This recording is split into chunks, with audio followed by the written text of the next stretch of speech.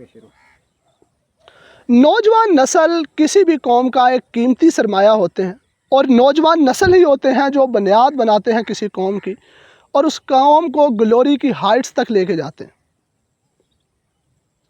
تو حضرت علی رضی اللہ تعالیٰ عنہ کے فرمانات کی روشنی میں 3 ایسے کام ہیں جو ہر نوجوان کو کرنے چاہیے۔ اگر ہمارے نوجوان ان چیزوں پر عمل پیرا ہو جائیں تو یقیناً ہم لوگ ہائٹس آف گلوری یا ایک قوم کی جو بلند ترین سطح ہوتی ہے ہم اس کو چھو سکتے ہیں۔ وہ کون سے 3 کام ہیں؟ سب سے پہلا ہے عوام کی خدمت۔ عوام کی خدمت کا، لوگوں کی مدد کا ہر نوجوان کے اندر جذبہ ہونا چاہیے۔